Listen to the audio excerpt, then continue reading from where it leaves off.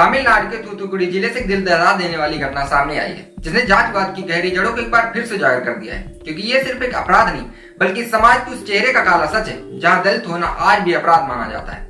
क्योंकि कबड्डी के मैच के बाद नफरत का तांडव खेला गया। थूथुकुड़ी के एक सरकारी स्कूल में कबड्डी टूर्नामेंट खेला जा रहा था और इस टूर्नामेंट में दलित समुदाय से आने वाले 16 साल के छात्र गणेश ने बेहतरीन प्रदर्शन किया और अपनी टीम को जीत दिलाने के लिए अहम भूमिका निभाई। लेकिन उनकी यह जीत कुछ स्वर्ण लड़कों को नागवार गुजरी।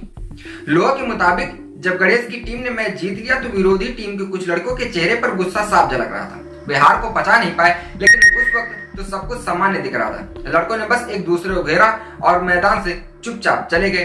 अब घात लगाकर उन्होंने हमला करने की कोशिश की और उसकी उंगलियां तक काट दी। घटना के 2 दिन बाद गणेश अपने गांव में एक दुकान से सामान लेकर लौट रहा था। तभी कुछ लड़कों ने उसे घेर लिया और वे वही लड़के थे जो कबड्डी मैच में हार गए थे। पहले उन्होंने गणेश को जात सूचक गालियां दी, फिर उसके साथ मारपीट करने लगे और उन्होंने कहा कि तू एक एससी होकर हमसे आगे कैसे निकल सकता है, हम तुझे सबक सिखाएंगे। इसके बाद उन दरिंदों ने चाकू निकाला और गणेश की उंगलियां काट दी। लड़का दर्द से तड़पता रहा, चीखता रहा, लेकिन किसी ने उस पर दया नहीं की। हमलावर वहां से भाग गए और गणेश खून से लथपथ सड़क पर पड़ा रहा। कुछ दयावान गांव वालों ने जब ये देखा तो तुरंत गणेश के पिता के पास गए और खबर दी। वे दौड़ते हुए अपने बेटे को पहुंचे और हालात देखकर फूट फूट कर रोने लगे। उनके पिता का कहना था कि हम एससी समुदाय से हैं, वे नहीं चाहते कि हम आगे बढ़े। मेरा बेटा एक अच्छा खिलाड़ी था, उसकी यही गलती थी कि उसने मैच जीत लिया था।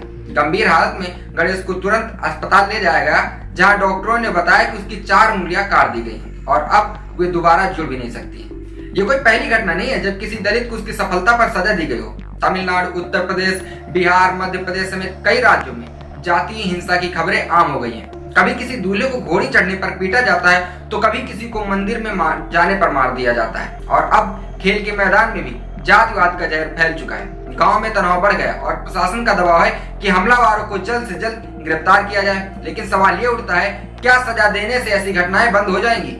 इस जातिवादी मानसिकता को खत्म करने के लिए सख्त से सख्त कानून होने चाहिए। स्कूलों में जाति आधारित भेदभाव को रोकने के लिए जागरूकता अभियान चलाए जाने चाहिए। लेकिन कुछ स्कूलों के मास्टर ही जातिवादी हैं।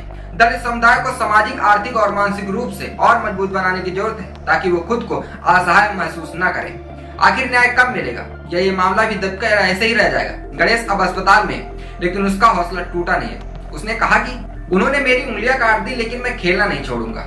लेकिन अब सवाल यह है, क्या इस मामले में गणेश को न्याय मिलेगा या फिर यह भी बाकी जाति हिंसा के मामलों की तरह फाइलों में दबा रह जाएगा? क्या भारतीय समाज कभी इस जातिवाद के जहर से मुक्त हो पाएगा? आपको क्या लगता है? क्या इस तरह की घटनाओं को रोकने के लिए हमारे कानून व्यवस्था पर्याप्त है? कमेंट बॉक्स में कमेंट करके जरूर दें कि ऐसी घटनाओं को रोकने के लिए क्या किया जाना चाहिए। देखते रहिए हालचाल। जय हिंद।